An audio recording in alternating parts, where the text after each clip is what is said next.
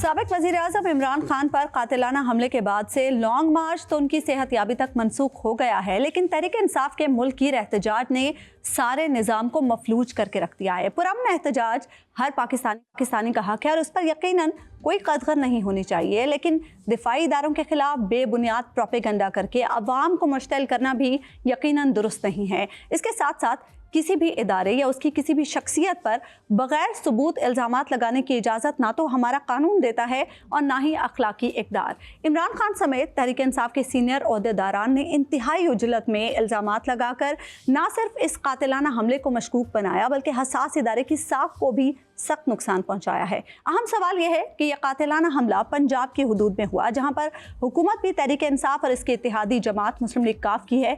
तो क्या पहले इस मामले पर वज़ीर आला पंजाब, वज़ीर दाखिला और IG पंजाब को कटहरे में खड़ा नहीं करना चाहिए?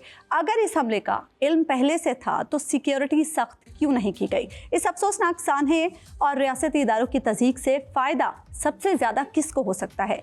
मुल्क में इस वक्त इंतशार और सियासी बेयकीनी की सूरत हाल उरूज पर है। ऐसे में सियासी क़यादत बैठकर मामलात सुलझाने को तैयार ही नहीं है, तो फिर ऐसे में सूरत हाल को डिफ्यूज़ कौन करेगा? मुफाहमत का किरदार कौन अदा करेगा? वज़ीर-ए-आज़म शहबाज शरीफ ने आज चीफ जस्टिस ऑफ पाकिस्तान से इमरान खान के इल्ज़ामात पर फुल कोर्ट कमीशन बनाने की भी इस्तदा की है। क्या इमरान खान के इल्ज़ामात के साथ साथ साइफर साजिश का बयानिया और सहाफ़ी अरशद शरीफ के कत्ल पर भी आला अदलिया का कमीशन मुल्क में पाई जाने वाली बेयकीनी की सूरत हाल को ख़त्म कर पाएगा? और कब तक ये सियासतदान अपनी सियासत के लिए रियासत को दाव पर लगाते रहेंगे? हसास इदारों के अफसरान पर झूठे मुकदमात दर्ज करवाने की नई रविश कायम की जा रही है। मैं हूँ उस्मान अमान और आज के ऐसा क्यों स्पेशल में हम इन अहम सवालात पर बात करेंगे। प्रोग्राम में मेरे साथ मौजूद हैं सीनियर तज्ज़ियाकार राना मुबशिर साहब और नसीम सिद्दीकी साहब। इस अहम मामलात पर हम इनसे बात करेंगे। 75 साल हो गए नाजरीन इस मुल्क को के अवाम को मुआशी और सियासी मुश्किलात बर्दाश्त करते हुए, इस वतन की मिट्टी को अपना खून देते हुए। एहतजाज होते हैं, धरने होते हैं, लॉन्ग मार्च होते हैं, सूरत हाल कशीदा होती है, लेकिन फिर मामला डिफ्यूज़ भी हो जाते हैं। लेकिन इस सब में अवाम को क्या मिलता है, आपको दिखाते हैं। सियासत तो होती रहेगी। जब पाकिस्तान नहीं होगा तो सियासत कहाँ होगी? जब पाकिस्तान के हालात खराब होंगे तो पाकिस्तान के अंदर सियासत कहाँ से करेंगे आप?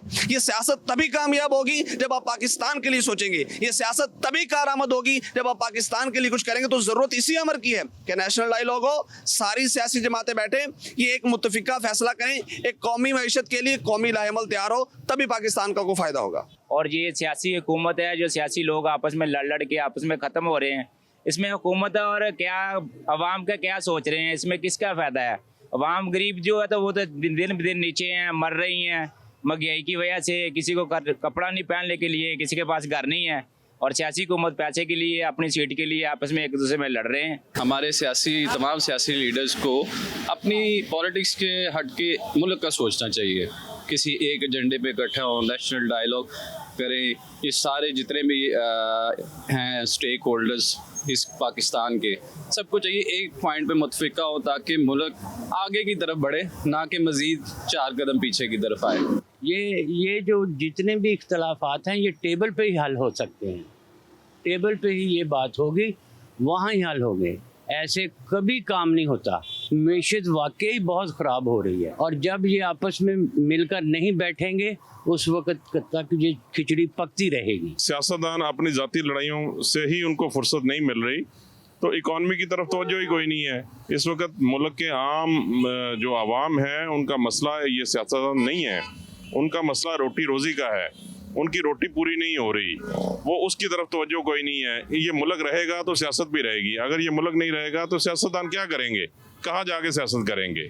हर कोई आ रहा है, अपने चक्कर में है। इमरान खान अपने चक्कर में है, मियाँ साहब अपने चक्कर में है, सरदारी अपने चक्कर में। ये सब लोगों ने हम लोगों को बेवकूफ़ बनाया हुआ है। ठीक है, हम चाहते हैं कि सिर्फ और सिर्फ सबसे पहले पाकिस्तान है, जिसकी वजह से हम हैं। इसमें सिर्फ एक जो नुकसान हो रहा है वो सिर्फ और सिर्फ मुल्की मईशत का हो रहा है, लोगों का हो रहा है, बेरोज़गारी हो रही है, महंगाई हो रही है। ग्राउंड रियलिटी कोई डिस्कस नहीं कर रहा, सिर्फ वो उसको चोर कह रहे हैं, वो उसको चोर कह रहे हैं और दोनों ही सच कह रहे हैं। देखिए जी, रियासत मुल्क है तो उसके साथ सब लोग हैं आपस में। सियासत में कहते हैं कि बातचीत का दरवाज़ा जो है वो कभी बंद नहीं करना चाहिए। तो आजकल जो लग रहा है कि दरवाजे बंद हैं आपस में, तो डायलॉग की ज़रूरत है, बैठ के बातचीत करें और मसाइल को हल करें। जी काम को सिर्फ पाकिस्तान चाहिए, और महंगाई बहुत ज़्यादा है, लोग गरीब मर रहा है। बिजली का बिल देखो, उधर वो क्या नाम है, बिजली का बिल देखो, और वो ये पेट्रोल देखो। इसको ये करना कि आपस में कोई बैठ के कोई फैसला करे और पाकिस्तान को बचाए और महंगाई को काबू करे।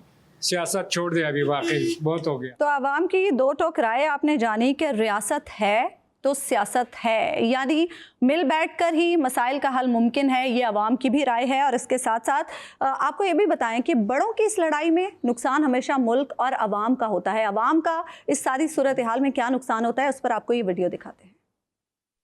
किसने जलाया? ये आवाम ने इधर जो खड़ी थी। कितने लोग थे? तकरीबन थे कोई 50-60 बंदे थे। मारा भी आपको? नहीं, मारा नहीं है। बाइक चलाने के अलावा भी कोई जरिया रोजगार है आपका? वो है कौन थे? ये पीटीआई के लोग थे। कितने पैसे रोज कमा लेते हो? मैं 1000 रुपया कमा के घर का खर्चा पूरा कर। कितने घर वाले जो आपके कमाए पैसे पे चलते हैं? हम 2 भाई हैं सिर्फ। बेशक अब इस नौजवान के नुकसान का अजाला हो चुका है, लेकिन क्या ये वाहिद नौजवान है जिसका ये नुकसान हुआ? ऐसे कितने ही लोग होंगे जो इस किस्म के नुकसान से दो चार हुए होंगे, लेकिन वो मंजर आम पर नहीं आ सके। तो सूरत हाल इस वक्त ये है कि मिल बैठकर बातचीत से ये मसला हल करने की ज़रूरत है, ताकि मुल्क भी आगे बढ़ सके, अवाम भी आगे बढ़ सकें और ये सूरत हाल डिफ्यूज़ हो सके। इसी पर हम बात करेंगे। राना मुबशर साहब, खान साहब ने भी आज़ादाना फायरिंग के वाक़े की तहकीकात का मुतालबा किया था सुप्रीम कोर्ट से, और आज शहबाज शरीफ साहब ने भी इस्तदा कर दी है चीफ जस्टिस ऑफ पाकिस्तान से कि वो फुल कोर्ट कमीशन बनाएं और इस वाक़े की आज़ादाना तहकीकात कराएं। इसके साथ साथ अरशद शरीफ कत्ल केस के हवाले से भी उन्होंने उसी कमीशन से इस्तदा की है कि वो भी इस मामले की तहकीकात करें। तो 3 केसेस, यानी साइफर, इमरान खान साहब पर हमला और अरशद शरीफ कत्ल केस की तहकीकात अगर सुप्रीम कोर्ट का कमीशन करता है तो क्या उसके बाद मसाइल हल हो जाएंगे? मेरे ख्याल में इनिशिएटिव जो लिया है शहबाज शरीफ साहब ने, उसको अप्रिशिएट करना चाहिए। अब इसकी लीगल तरीके से कैसे अप्रोच किया जा सकता है सुप्रीम कोर्ट को, ये तो कोई लीगल एक्सपर्ट ही बताएगा। बट देन अगेन, अगर सियासतदान मिलके बात नहीं करेंगे, बैठेंगे नहीं, और ये जिस तरीके से they have locked their horns, और ये आपस में जिस तरीके से बैठ के ये जो एक दूसरे पे ब्लेम गेम, वो गया था उसने ये कर दिया, ये आए हैं इन्होंने ये कर दिया, अगर इसी तरह सिलसिला चलता रहा तो ये पॉलिटिकल अनस्टेबिलिटी तो जारी रहेगी। जब पॉलिटिकल अनस्टेबिलिटी रहेगी, पॉलिटिकली अनस्टेबल रहेगा मुल्क, तो that will lead to like economic instability. इसमें कोई रॉकेट साइंस नहीं है। So they will have to sit together, ये बैठ के अपने मसाइल जो हैं उनका हल निकालना पड़ेगा, और ये ब्लेम गेम से निकलना पड़ेगा। और अगर ब्लेम गेम से नहीं निकलेंगे तो बैठेंगे नहीं, आपस में बात नहीं करेंगे, तो सिचुएशन बनेगी, इशू बनेगा। और मैं बार बार कह रहा हूं कि उस सिचुएशन तक ना पहुंचाएं इस मुल्क को। ठीक कह रहे हैं आपने, बड़े अच्छे क्लिप्स दिखाए आपने। इशू जो है अवाम का वो डिफरेंट है। उनके यूटिलिटी के बिल्स जो है वो पूरे नहीं कर सकते। बिजली, आगे गैस का बहरान आने वाला है, उसको किसी ने एड्रेस किया? या बिजली के बिल जिस तरीके से आते हैं लोगों के पास, और वो जिस तरीके से रोना धोना डाला हुआ है उन्होंने, और बहुत सही डाला हुआ है, नहीं दे सकते बिल, वो उनके इश्यूज डिफरेंट है। बिल्कुल, स्मॉग इतना बड़ा मसला बनी हुई है आवाम के लिए, वो उसमें कोई इंटरेस्टेड नहीं है। यहाँ पे इशू ये है जनाब के किसी ने क्या कह दिया, मैं किसी का नाम नहीं लेता, चल मैं किसी पॉलिटिशियन का नाम नहीं ले रहा, लेकिन एक पॉलिटिशियन उठता है, वो कहता है जी उसने ये कह दिया और मैं उसको जनाब नहीं छोड़ूंगा। दूसरा उठता है, वो कहता है जी वो झूठ बोल रहा है, मैं उसको नहीं छोड़ूंगा। चलो यार, तुम आपस में लड़ लो, सारी चीजें कर लो, लेकिन द पॉइंट इज कि इस मुल्क में सिर्फ एक इंस्टीट्यूशन है जो इंटैक्ट रह गया है, जिसका नाम है आर्म्ड फोर्सेस। उसका अपना एक सेल्फ अकाउंटेबिलिटी का एक प्रोसेस है, ठीक है? वो सेल्फ अकाउंटेबिलिटी उसके अंदर होती है, और वो इतनी सख्त होती है कि आप उसका अंदाजा नहीं लगा सकते। और आपने टके टोकरी किया हुआ है उस इंस्टीट्यूशन को, जिसका दिल करता है वो उठता है, वो खाला जी का वेड़ा बढ़ाया है, उसने क्रिटिसाइज करना शुरू कर देता है जनाब फोर्सेस को। और जिस तरीके से क्रिटिसाइज आप कर रहे हैं, जो भी पॉलिटिशियंस कर रहे हैं, मैं फिर किसी का नाम नहीं लूंगा, जिस तरीके से क्रिटिसाइज कर रहे हैं आप आर्म्ड फोर्सेस को, अपनी आर्म्ड फोर्सेस को, तो जो दुश्मन है, जिसको आप दुश्मन कहते हैं, वो दुश्मन को तो ना तो बंदूक की जरूरत है, ना गोली की जरूरत है, ना किसी टैंक की जरूरत है, ना किसी जहाज की जरूरत है। वो तो बैठे बैठे उसके सारे ऑब्जेक्टिव्स मीट हो रहे हैं। बिल्कुल, वो तो अपना काम वहां पे बैठे हुए कर रहा है। और वो काम कौन कर रहा है? हमारे मुल्क के पॉलिटिशियंस कर रहे हैं, हमारे मुल्क के सियासतदान कर रहे हैं। और आप एक इंस्टीट्यूशन जो इंटैक्ट रह गया है, उसके पीछे हम खुद पड़े हुए।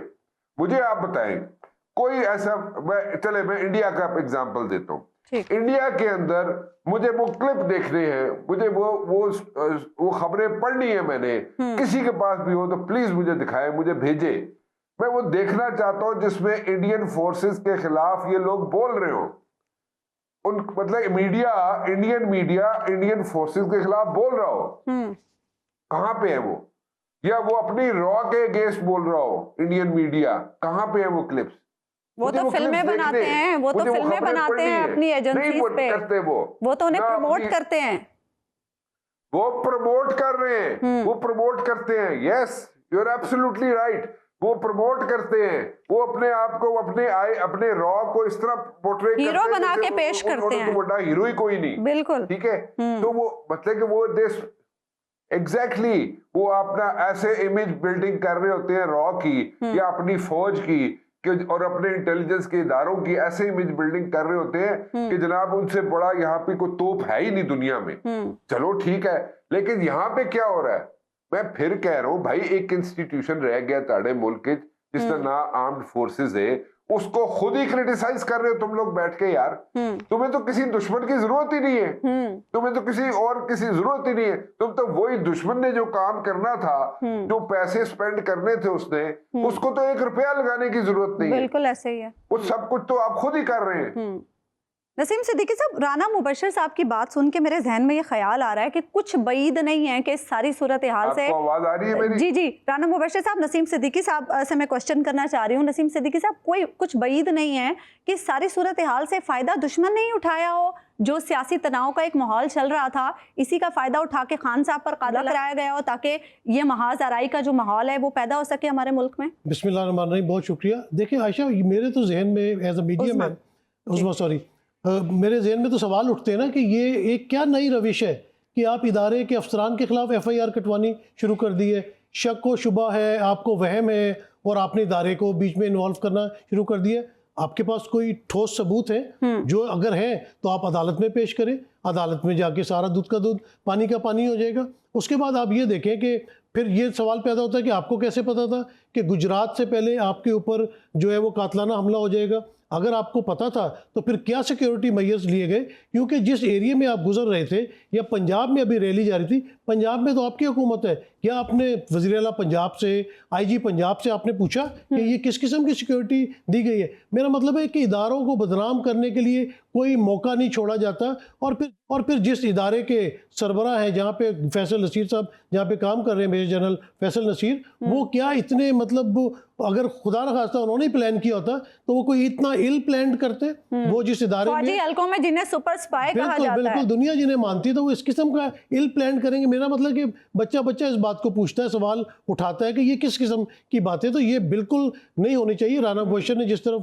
निशानदेही की है, देखें भारत हमारा असली दुश्मन है, और जिस तरह अपना जासूसी के इल्ज़ाम में वो कलभूषण पकड़ा गया, इस तरह के बहुत सारे वाक़यात हैं। तो वो अपने लोगों को अंदर दाखिल करके इस किस्म का इंतशार पैदा कर सकते हैं, और लीडर की ये काम होता है कि इंतशार से बचाना चाहिए। मुझे हो सकता है सियासी तौर पे आसिफ अली जरदारी साहब के साथ कोई इख्तलाफ हो, लेकिन उनकी एक बात मुझे बड़ी अच्छी याद है। मैं उस वक्त पाकिस्तान में था और कवर कर रहा था जब मोहतरमा बेनज़ीर भुट्टो की शहादत हुई है, और इसी तरह लोगों ने तोड़ फोड़ करना शुरू करी, आग घेराव, तो उन्होंने फौरन आके कहा कि पाकिस्तान खप्पे, यानी कि पाकिस्तान है तो सब कुछ है। जैसे आपने वो दिखाई अभी हमें वीडियोस, भाई पाकिस्तान है, एक आज़ाद रियासत है, बड़ी कुर्बानियाँ दे के बना है। अभी आप मकबूजा कश्मीर में जाएं, आप फ़लस्तीन में जाएं, फिर आपको आज़ाद मुल्क की जो है ना वो कदर कीमत पता चलेगी।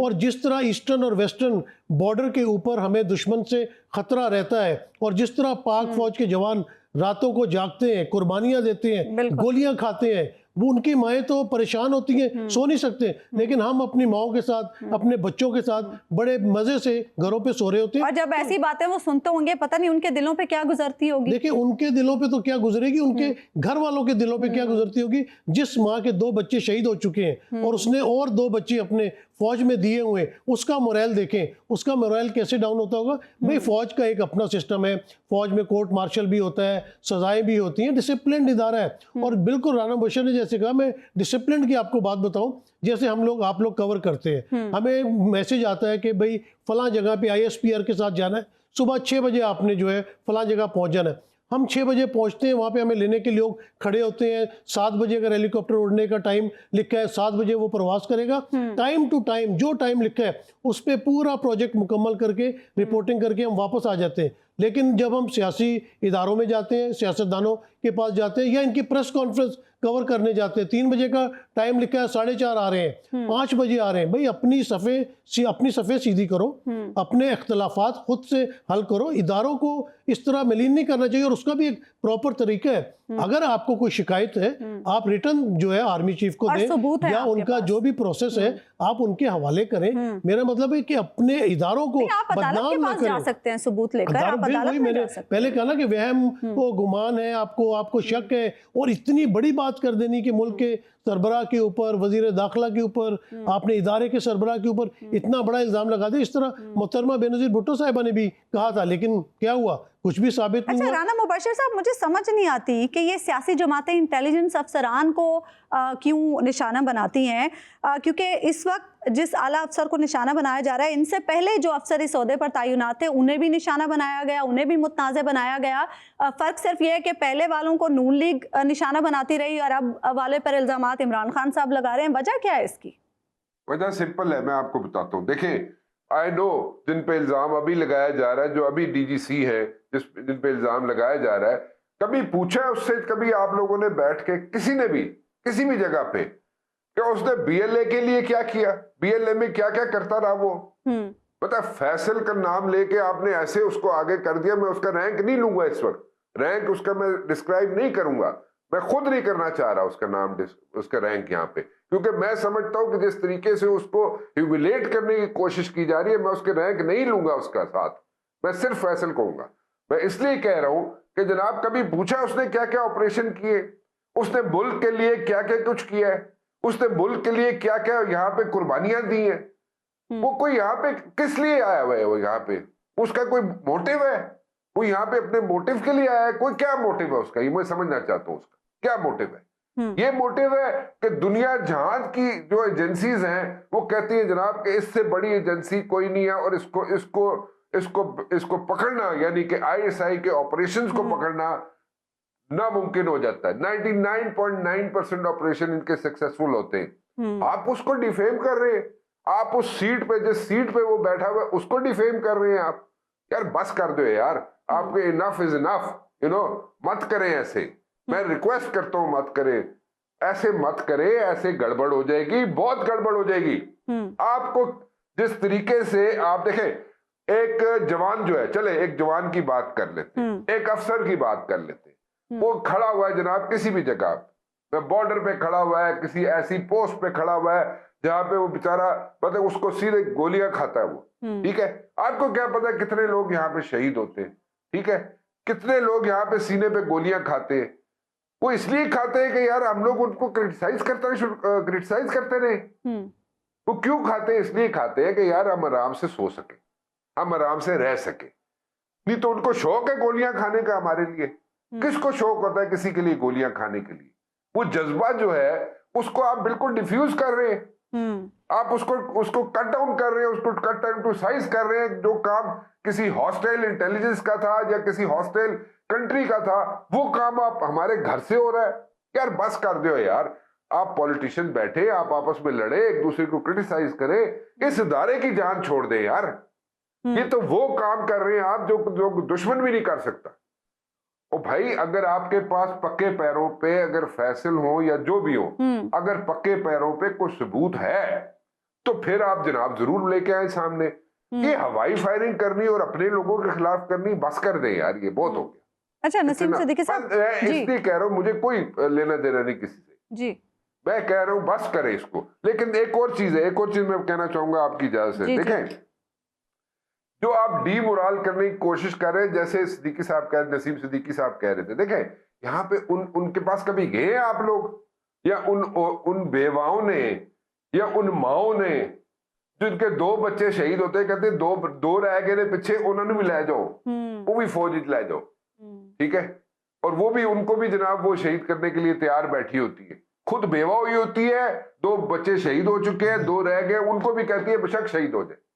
ओ यार, ये कौन सा मुल्क है, ये कौन से जज्बा है, इसको आप खत्म क्यों कर रहे हैं? और आप सिर्फ, जो भी पॉलिटिशियन है, आपके पास पक्के पैरों पे सबूत है, आप जरूर लेके आए, ठीक है, लेकिन बस कर दें, ना करें ऐसे। फैसल ने जो कुछ किया है, चाहे वो सिंध में किया हो, चाहे वो उसने जनाब किसी जगह पे भी किया हो, जो ऑपरेशन की डिटेल में नहीं जा सकता, मेरे पास यहाँ पे 10 चीजें हैं जो उन्होंने की हुई है, ठीक है। और ये जो ISI है, इसके अंदर अनसंग हीरोज हैं, वो हीरोज हैं जो कि जिन्होंने वो कुछ किया हुआ है, मैं उसकी भी डिटेल में नहीं जा सकता। उन्होंने वो कुछ किया हुआ है कि जो अगर मैं बताना शुरू करूं ना यहाँ पे पब्लिकली, तो यहाँ पे कोई हिल नहीं सकता। उन्होंने क्या क्या कुर्बानियां दी हुई है, वो आप बता नहीं सकता मैं, क्योंकि there are so many things over here. मैंने 1 साल गुजारा है नेशनल डिफेंस कॉलेज में एकेडमिकली पढ़ने के लिए। एक प्राइवेट सीट हुआ करती थी, उसको मैंने अवेल किया, और उन लोगों के साथ अवेल किया जो लोग, जिन्होंने प्रमोशन के लिए जनरल बनना होता था, या वो ब्यूरोक्रेट जिसने 21 ग्रेड में जाना होता था, उसके साथ अलाइड ऑफिसर्स होते थे। मैंने देखा है इन लोगों को, जिसका दिल चाहता है आके उठ के चढ़ जाता है इस पे। एयरफोर्स के लोग थे, नेवी के लोग थे, आर्मी के लोग थे। मैं ये पूछना चाहती हूँ आपसे राना मुबश्शिर साहब, अलाइड ऑफिसर्स थे मेरे साथ, मैंने उनके साथ 1 साल गुजारा। I know there mindset. मैं ये पूछना चाहती हूँ आपसे कि खास तौर पर मुझे पता है, खास तौर पर भाई मैं कहता हूँ, अच्छा आपने क्रिटिसाइज करना है ना, एक मिनट जी एक गुजारिश करनी जी, आपने क्रिटिसाइज करना है फौज को, आप जरूर करें, जिसने भी करना है जरूर करें, लेकिन प्लीज रिक्वेस्ट ये है कि पक्के पैरों पे करें। पक्के पैरों पे आपसे रिक्वेस्ट है कि पक्के पैरों पे फौज को क्रिटिसाइज करें, ताकि उसके अंदर कोई हेल्दी क्रिटिसिज्म हो, ताकि उसके अंदर इस्लाह की जरूरत है तो वो इस्लाह कर लें अपनी। बात सिर्फ इतनी है कि जब वो कह रहे हैं हमारा सियासत से कोई ताल्लुक नहीं है, वो बार बार ये बात दोहरा चुके हैं, हमारा सियासत से कोई ताल्लुक नहीं है, हमारा इन मामलात से कोई ताल्लुक नहीं, क्यों उन्हें घसीटा जाता है बार बार, और ख़ास तौर पर इसी विंग के अफसरान को निशाना क्यों बनाया जाता है? क्योंकि इस विंग के अफसरान का काम है सियासी लीडरान की सरगर्मियों पर नज़र रखना, कि वो किसी मुल्क दुश्मन सरगर्मी में तो मुलविस नहीं है, पॉलिटिकल सिचुएशन पर नज़र रखना। इसी विंग के अफसरान को क्यों निशाना बनाया जाता है? अच्छा, ये जज्बे वाली बात पे अगर मैं एक बात ऐड कर दूं, जिस तरह राना मुबश्शिर साहब ने कहा, मुझे एक बात बताएं, मैं आपके क्वेश्चन का जवाब देना चाहूंगा।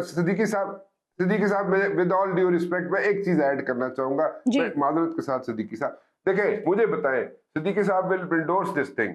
पुराने जर्नलिस्ट हैं सिद्दीकी साहब, यहाँ पे पुराने, मुझे 33 साल हो गए जर्नलिज्म करते हुए, ठीक है। मुझे बताएं, ISI के दफ्तरों के बाहर, MI के दफ्तरों के बाहर यही पॉलिटिशियन जाके क्यों लाइनें लगा के खड़े रहते हैं? क्यों जाके उनको फिर कहते हैं जनाब कि हमें हेल्प आउट करें, मुल्क के साथ ये हो गया, मुल्क के साथ वो हो गया। आप जाके उन वर्दी वालों के पास क्या लेने जाते हैं? बाहर निकलते हैं, आप उनको क्रिटिसाइज करते हैं। आप तो यार, यहाँ पे इतने लोग हैं जो जाके किस तरीके से वहां पे बैठते हैं, वो मैं बयान नहीं कर सकता आपको। और जिस तरीके से वहां पे बयान अपनी गुजारिशात पेश करते हैं, मैं वो जेस्चर भी यहाँ पे नहीं शो करना चाहता, क्योंकि बाहर जब ये पॉलिटिशियन निकलते हैं, ये बहुत बड़ी तोहफा बढ़िया होंगी ने, बहुत बड़े सुल्तान रही बने होते हैं, लेकिन जब अंदर जाके उन्हीं से मिलते हैं और बाहर लाइनें लगा के मिलते हैं, वो मुझे पता है अंदर उनके हालात क्या होते हैं। हमारा आज का आज के इस प्रोग्राम का मकसद नसीम सिद्दीकी साहब ये है, और आज के अखबारात के अगर आपने एडिटोरियल्स पढ़े हो तो उसमें भी यही है कि इस वक्त जो सूरत हाल है वो हमारे मुल्क के लिए लम्हा फिक्रिया है। हमें सोचना होगा, मिल बैठकर कोई डिसीजन लेना होगा कि ये सूरत हाल जो जिस जानिब जा रही है, हमें इस इंतशार से बचना होगा। खाना जंगी और अनारकी की सी सूरत हाल है। सड़कों पर आप लोगों को देख रहे हैं, छोटे छोटे बच्चों को लेकर वो बाहर निकल रहे हैं। हम अपनी अगली जनरेशन को क्या तरबियत दे रहे हैं, क्या सिखा रहे हैं इस सारी अनारकी और खाना जंगी से? उसमें यहाँ पे 2-3 बड़े मेन पॉइंट्स, आप मुझे थोड़ा सा टाइम दीजिएगा। सबसे पहले तो जो जज्बे की बात हो रही है, आपको पता है अगर 65 की जंग ले लें, 71 की जंग ले लें, हम अददी जो हैसियत है हमारी वो हमारे हमसाए मुल्क से कम है। मतलब पैदल फौज आप ले लें, उनके पास जो जहाज़ है, जो असला है, जो बहरी बेड़े हैं, हमारे मुल्क में चीज़ें उनके मुकाबले में कम है। लेकिन हमारा जज्बा है जिसकी वजह से हम दुश्मन को हमने हमेशा जो है उनके दांत खट्टे किए। अभी आप बालाकोट वाला मामला ले लें, कितनी उनके पास एयरफोर्स है, लेकिन किस तरह मुंह तोड़ दुश्मन को हम घर बुला के फैंटास्टिक टी पिलाते हैं, चाहे उसको पिलाते हैं, लेकिन हमने किस तरह मुंह तोड़ जवाब दिया। तो बात यह कि उस जज्बे को हैम्पर ना करें, उस माँ के जज्बे को, उस बाप के जज्बे को। वो जो एक यंग बेवा हो जाती है और सारी जिंदगी उस शहीद के लिए गुजारती है और अपने बच्चे को फख्र से बताती है कि तुम्हारे बाप ने पाकिस्तान के लिए जान दी थी, या उसने निशाने हैदर लिया, या उसने जो भी पाकिस्तान की खिदमत की, फख्र से उनके मोरल को डाउन ना करें। अगर कोई ग्रीवेंसेस है तो अपने अंदर हल करें। दूसरी बात देखें, जो आपने बात की वो बहुत अहम बात है कि पाकिस्तान के मुआशी हालात इस वक्त बहुत बुरे हैं। पाकिस्तान है तो हम सब हैं। यहाँ पे 2 चीज़ें हैं। एक तो ये हुकूमत जिस तरह पे दर पे प्रेस कॉन्फ्रेंसिस कर रही है, और एक मजहबी मनाफरत, यानी कि अभी हम एक दूसरी चीज़ से हमारी जान नहीं छूटती, आपने मजहबी मनाफरत शुरू कर दी है और अभी कोई तहकीक नहीं हुई, कोई अदालत में नहीं जा रहा, कोई फैसला नहीं आ रहा, लेकिन अपना अपना बयानिया लेके मीडिया के ऊपर, एक इदारों के ऊपर इल्ज़ाम लगा रहा है, एक मजहबी मुनाफरत को हवा दे रहा है। ये बिल्कुल गलत बात है। अच्छा, खान साहब के बारे में, खान साहब नो डाउट एक पॉपुलर लीडर है पाकिस्तान के, उनको लोग बहुत ज़्यादा पसंद करते हैं। खान साहब को चाहिए कि वो अपने इर्द गिर्द के लोगों को देखें कि कौन उनको गलत मशवरे दे रहा है, कौन उनको इस नहज पे पहुंचा रहा है। क्योंकि इमरान खान साहब एक अक्लमंद आदमी है, लोग उनको पसंद करते हैं, उनके लिए, उनकी पाकिस्तान के लिए खिदमत है। अच्छा, यही बात इमरान खान साहब जब हुकूमत में थे तो उन्होंने कहा कि मुझे इर्द गिर्द के लोग मुझे सही इन्फॉर्मेशन नहीं देते। देखिए, उसी की वजह से शायद इनकी हुकूमत चली गई। तो इमरान खान साहब को देखना पड़ेगा कि उनके आसपास किस किस्म के लोग हैं। फैसल वाडा साहब बहुत इमरान खान पे जान निशावर करने वाले वर्कर हैं। उनका भी ये कहना है कि इमरान खान साहब के इर्द गिर्द कुछ ऐसे लोग हैं जो उनको मिसगाइड करते हैं। तो मेरे ख्याल से इमरान खान साहब इतने मैच्योर लीडर है, मैच्योर इंसान है कि वो मिसगाइड उनको नहीं होना चाहिए। और ये इदारों वाली बात जो है ना, इस पे बिल्कुल कोई इस किस्म की उंगली नहीं उठनी चाहिए। दूसरा देखें, सुप्रीम कोर्ट हमारी पर जो है वो सो मोटो एक्शन ले लेती है, लेकिन इतना बड़ा वाकया हो गया, अरशद शरीफ का वाकया हो गया, ये वाला वाकया हो गया, इमरान खान साहब पाकिस्तान के इतने बड़े वज़ीर आज़म की इस्तदा के बाद यकीनन इस पे कुछ ना कुछ तो होगा। अच्छा, लेकिन उन्होंने तो कहा ना कि एक तहकीकाती कमेटी बनेगी। अगर तहकीकाती कमेटी बनेगी, आज बड़ा अच्छा सवाल हमारे जो MD साहब है हबीब अकरम साहब, उन्होंने वज़ीर आज़म से पूछा कि अगर आप तहकीकाती कमेटी अदलिया से बना देंगे तो फैसला कौन करेगा। तो बात ये होनी चाहिए कि अगर आप सो मोटो एक्शन लें और फिर आप लाइन ऑफ एक्शन दें, आप कहें कि 1 माह के अंदर या 2 माह के अंदर अंदर इसकी इन्वेस्टिगेशन कंप्लीट होनी चाहिए और उसको पब्लिक करें, पता चले आवाम को दूध का दूध और पानी का पानी। क्योंकि ये सियासत जो है ना, ये सियासत कहीं रियासत खुदा ना खास्ता उसकी भेंट ना चढ़ जाए। तो सियासत सोच समझ के करें और अपनी हदूद में रह के करें, क्योंकि सियासत की अपनी जगह है, रियासत की अपनी जगह है। और जो कौम है बेचारी, वो आपको वोट दे के भेजती है असेंबली में, तो जो पार्लियामेंट के काम है पार्लियामेंट में बैठ के करें, जो जंग लड़नी है पार्लियामेंट में बैठ के मुबशिर साहब, एक शेर का एक मिसरा है, तर्ज़े कोहन पे अड़ना, आईने नौ से डरना। हम कब तक माजी में अटके रहेंगे? अब जबकि हमारी फौज बार बार कह चुकी है कि हमारा कोई ताल्लुक नहीं है सियासत से, हम कोई ताल्लुक नहीं रखना चाहते सियासी मामलात से, तो क्यों हम माजी से निकल के आगे नहीं बढ़ जाते? क्यों हमारे सियासतदान अभी तक माजी में ही अटके हुए हैं, माजी की बातें करे जा रहे हैं? है कुछ नहीं ना, है कुछ नहीं है, उनके पास वे फॉरवर्ड नहीं है। कोई वे फॉरवर्ड हो ना, वे फॉरवर्ड किसी, मतलब मेजॉरिटी की बात कर रहा हूं, सबकी बात नहीं कर रहा, सब सियासतदानों की बात नहीं कर रहा, सिर्फ मेजॉरिटी लोगों की बात करो। मेजॉरिटी सियासतदानों के पास वे फॉरवर्ड नहीं है। कोई आप प्लान देना हमें प्लान दें कि भाई this is the plan, this is the economic plan, this is how things should be fixed, और उसको लेके हम इस तरह चलेंगे तो वो हमें समझ भी आ जाएगी। हम कहेंगे जी बिल्कुल बड़ी अच्छी बात मसला है जी। ये है ना कि अब किसी आप भी कहें प्लान के जनाब लिए भी हम फौज लोकल की तरफ ही गवर्नमेंट जो देखते हैं। है लोकल बॉडी सिस्टम आना चाहिए। हाँ ਇੱਥੇ आओ ना गल एवे ਜਦੋਂ फ्लड आंदा है फौज आ गई, सैलाब आ गया आता है। फौज ਨੂੰ बुला लो जनाब ਇੱਥੇ ਹੋਰ ਇੱਥੇ ਪੈਂਡੈਮਿਕ ਕੋਈ ਆ ਗਿਆ ਕੋਵਿਡ ਆ ਗਿਆ ਫੌਜ ਨੂੰ बुला लो। ਉਹ ਭਾਈ ਫਿਰ ਅੱਛਾ ਫੌਜ ਨੂੰ ਬੁਲਾਣਾ ਹੈ ਤੇ ਫਿਰ ਉਹਨਾਂ ਨੂੰ ਤੁਸੀਂ ਉਹਨਾਂ ਨੂੰ ਹਿਊਮਿਲੇਟ ਵੀ ਕਰਨਾ है तो वाई फिर खुद कर लो ना। प्लाजा में आग लग जाए फायर ब्रिगेड नेवी की बुला लेते हैं, खुद कर लो ना। अच्छा दूसरी बात यह है कि देखे एक छोटी सी बात ऐड करना चाहूंगा। मेरा ख्याल था शायद लाइन ड्रॉप हो गई लेकिन नहीं, ऐसा नहीं हुआ।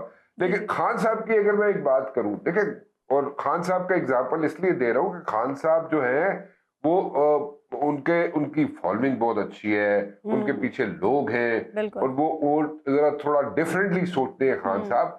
लेकिन गुजारिश ये है, सिर्फ खान साहब से गुजारिश है, सिर्फ ये, मुझे पता है खान साहब के 4 लोग हैं, 4 there are 4 people around him, ठीक है, जो दिल करता है वो जिस तरीके से उन्हें फीड करते रहते हैं, जिस तरीके से उन्हें बताते रहते हैं, वो आप मतलब 24/7 अगर आप एक बंदे को अगर मिस फीड करते रहेंगे तो वो भी कहेगा जी हाँ शायद इसी तरह ये काम। ओ भाई थोड़ा सा खान साहब से रिक्वेस्ट है, हमारे दोस्त है खान साहब, हमारे बड़े अच्छे उनके साथ मुरासिम में, खान साहब के साथ मेरे बड़े अच्छे मुरासिम में खान साहब के साथ। हमेशा उनको मैंने बताया कि सर आप अपना जो है ना अप्लाई करा करें, ग्रे अपना ग्रे अप्लाई किया करें, ये जो कहते हैं जरूर सुना करें, सबकी बात सुना करें, लेकिन अपना माइंड अप्लाई करें, वो सबसे अच्छी बात है। और खान साहब करते भी हैं कभी कभी, ऐसी बात नहीं है कभी, लेकिन 2-4 लोग ऐसे इर्द गिर्द बैठे हुए हैं जो कहेंगे जनाब के ऐसे कर दे, ऐसे सुबह दोपहर शाम। फिर तो खान साहब कानों के कच्चे हुए। बिलाशुबा खान साहब बड़े लीडर हैं, पॉपुलर भी हैं जी। वो फैसल ने किया जी, फैसल ने कर दिया, फैसल ने कर दिया, लेकिन असल सूरत हाल फैसल ने कर दिया जी जी, फैसल के चक्कर में फैसल जी। ब्रेक ले दी मुझे राना मुबशर साहब। यहाँ पर बिलाशुबा खान साहब पॉपुलर लीडर हैं, लेकिन इस वक्त जो असल एक उनका इम्तिहान है वो ये है कि सूरत हाल की नज़ाकत को भांपें और उसके मुताबिक आगे चलें, उसके मुताबिक फैसला करें। ब्रेक लेंगे हम नाज़रीन, ब्रेक के बाद गुफ्तगू के सिलसिले को आगे बढ़ाएंगे। वेलकम बैक नाज़रीन, हम बात कर रहे हैं कि मौजूदा मुल्की सियासी सूरत हाल में इस वक्त ज़रूरत इस बात की है कि तमाम स्टेक होल्डर्स को मिलकर बैठना चाहिए और मुज़ाकरात से तमाम मामलात को हल करना चाहिए, क्योंकि इस वक्त जो सूरत हाल है पाकिस्तान इसका मुतहम्मिल नहीं हो सकता। रियासत होगी तो सियासत भी होगी और हम सब भी होंगे। नसीम सिद्दीकी साहब, हम बात कर रहे थे इंतशार की और जो इस वक्त बहरान है मुल्क में, और मैं यहाँ पे ज़रूर नाजरीन से शेयर करना चाहूँगी और आप सबसे भी कि मेरी 11 साल की बेटी है, जिस दिन खान साहब को गोली लगी नेक्स्ट डे जब वो स्कूल गई तो उसने मुझे बताया कि मम्मा हमारे स्कूल में जो बच्चे पीटीआई से बिलोंग करते हैं या पीटीआई को सपोर्ट करते हैं वो अलग लाइन में बैठते हैं, और जो बच्चे नून लीग को सपोर्ट करते हैं वो अलग लाइन में बैठते हैं, और जो पीटीआई से को सपोर्ट करने वाले बच्चे वो नून लीग को सपोर्ट करने वाले बच्चों से लड़ रहे थे। तो ये सुनकर मैं तो शौक में आ गई कि हम अपने बच्चों को क्या सिखा रहे हैं, हम अपनी अगली जनरेशन को किस हिजान में मुब्तला कर रहे हैं इस तरह की चीज़ों से। बहुत अच्छा आपने पॉइंट रेस किया। देखिए पोलराइजेशन कहाँ तक बढ़ गई है कि बच्चों के दरमियान आ गई है। मुझे 90s का दौर याद है जिस वक्त पीपल्स पार्टी और नून लीग के दरमियान बहुत इख्तलाफात थे, एक दूसरे के ऊपर बहुत हमले करते थे, लेकिन 1999 में जब मार्शल लॉ लगा तो इन लोगों ने सबक सीखा। मैं भी उस वक्त लंदन में मौजूद था, मोहतरमा भी सेल्फ एग्जाइल में थी, नवाज शरीफ साहब भी पहुंच चुके थे। इन लोगों ने बैठ के फैसला किया, चार्टर ऑफ डेमोक्रेसी किया, ताकि आइंदा इस तरह के वाक़यात पेश ना आए और जमहूरियत पनपती रहे। और हुआ भी यूँ कि जब 2008 में इलेक्शन हुए, पीपल्स पार्टी की गवर्नमेंट आई तो उन्होंने अपने 5 साल पूरे किए। पहले 5 साल पूरे करने का रिवाज नहीं था। फिर मुस्लिम लीग नून की हुकूमत आई, गो के नवाज शरीफ साहब को वजारत उज़्मा से जाना पड़ा, लेकिन मुस्लिम लीग नून ने 5 साल अपनी हुकूमत पूरी की। क्योंकि ये जो पोलराइजेशन बढ़ती चली जा रही है ना, यानी कि बच्चों में अगर आप इख्तलाफ डाल देंगे, नफरतें डाल देंगे, तो नफरतों का नतीजा यही निकलेगा कि कोई मेरे पे गोली चलाएगा, कोई आप पे गोली चलाएगा। अल्लाह ताला सबको अपने हिफ्ज़-ओ-मान में रखे। फिर दूसरी बात ये है कि देखें लॉन्ग मार्च शुरू होती है, बेचारी हमारी बहन सहाफ़ी सदफ देखें वो बेचारी तो चली गई इस दुनिया से। इस तरह वो जो बच्चे मोटरसाइकिल पे आ रहे थे और गलत सिमत से जो पीटीआई में शामिल होने के लिए ट्रक आ रहा था उसने उनको मार दिया, वो बेचारे अपनी जान से गए। वो जो पीटीआई का वर्कर अभी जो इस वाक़े के अंदर शहीद हुआ है वो बेचारा अपनी जान से जान गया। लॉन्ग मार्च रुक गई, पाकिस्तान में कोई तब्दीली नहीं गई, लेकिन जो सिंगल ब्रेड अर्नर थे अपनी अपनी फैमिलीज के, उनकी फैमिलीज का क्या बनेगा? आपने जिस तरह अभी वीडियो दिखाई, और इस एहतजाज में बड़े लोगों का नुकसान हो गया है, आपने जिस तरह आपने वीडियो दिखाई कि वो बेचारा बाइकियां चलाता है, आपने बाइक उसकी जला दी। भाई क्यों? अपना गुस्सा उसके ऊपर क्यों निकाल रहे हैं? क्या आपको समझ बूझ नहीं है?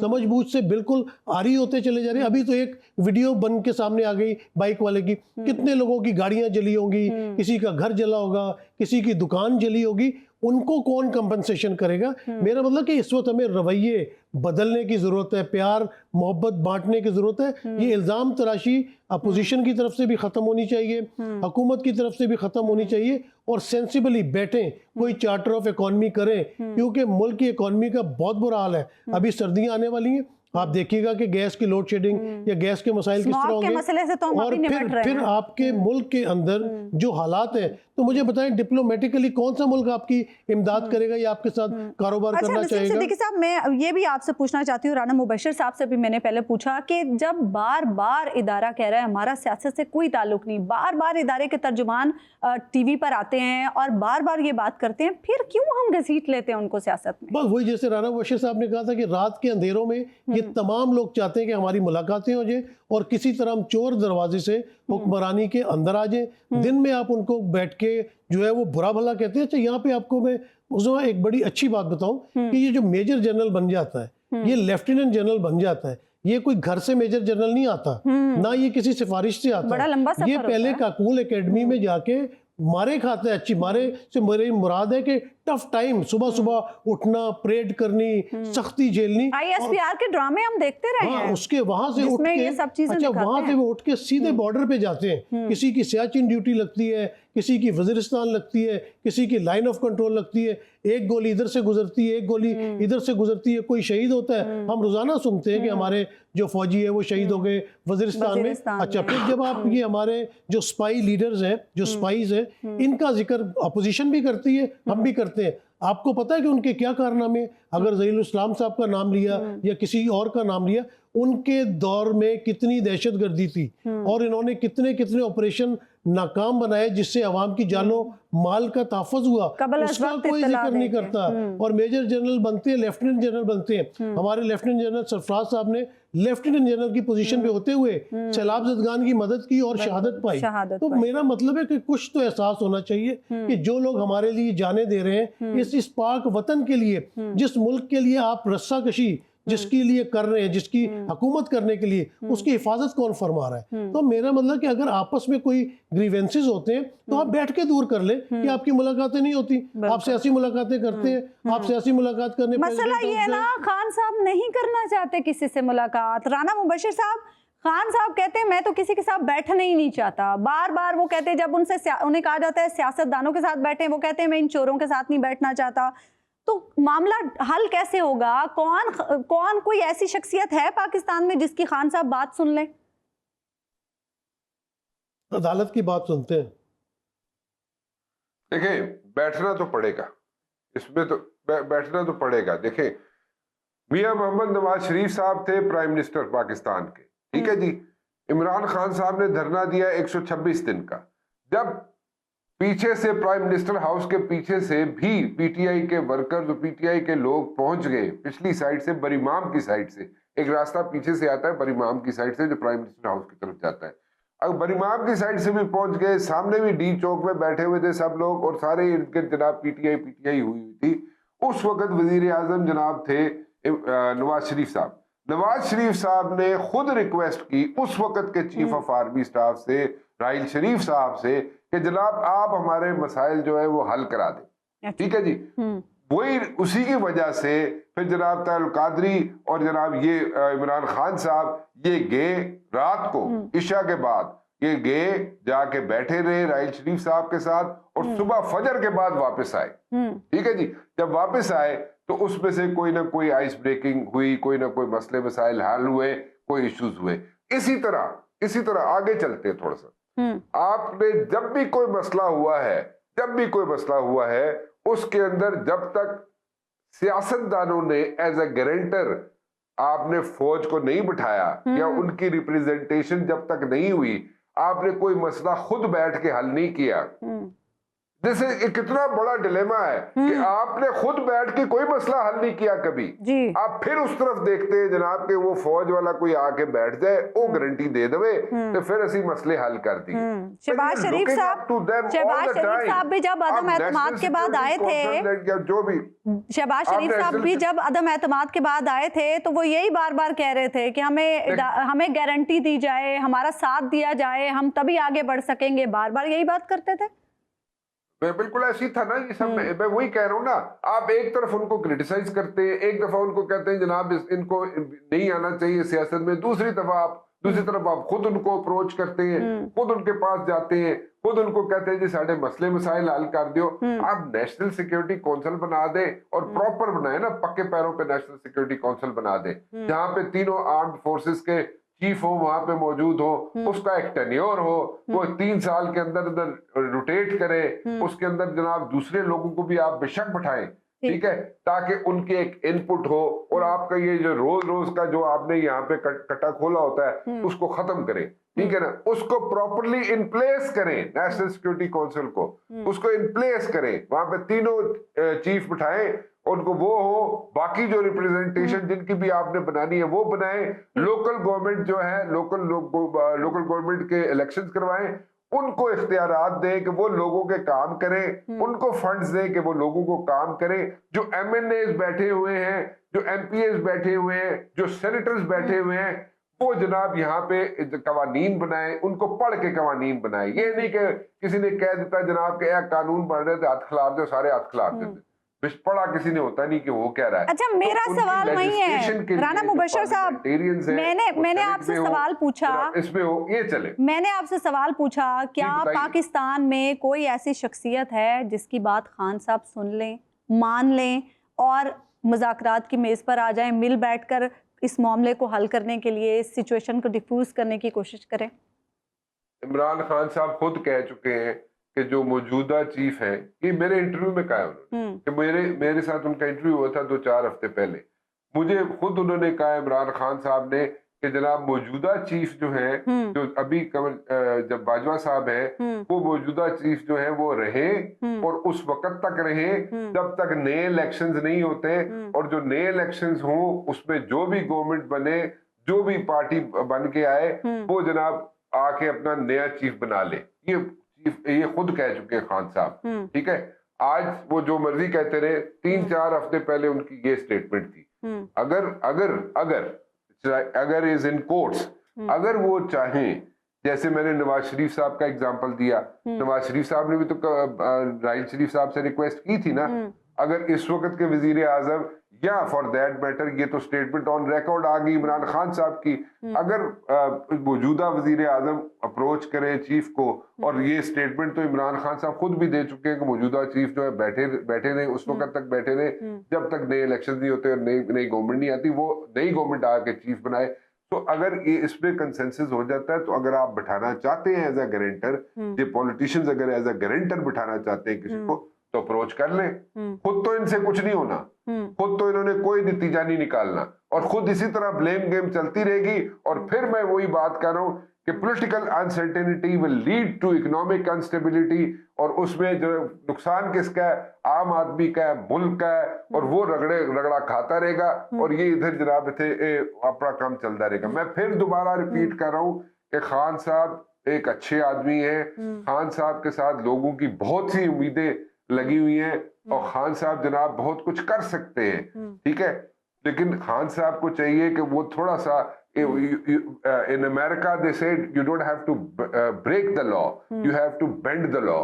अपने और पॉलिटिशियंस जो होते हैं वो अपने आप को थोड़ा सा उसमें लचक होनी चाहिए, उनमें अगर वो बेंड करेंगे तो उसमें ज्यादा उनके फेवर में जाएंगी चीजें, बजाय इसके कि हार्डकोर स्टैंस लें आप, थोड़ा सा आप अपने अंदर लचक पैदा करें, मुल्क के लिए करें। यू-टर्न खान ले साहब के लें, लोग यू-टर्न ले calling लें, करते हैं। खान साहब देखे ना, खान साहब के पास अभी खान ना इस तरह ना नहीं इस तरह ना करें, खुदा का वास्ता है। मैं बड़ी मुश्किल से खान साहब को यहाँ पे राजी करने की कोशिश कर रहा हूँ। ये कोई बुरी बात नहीं है, बुरी बात नहीं है।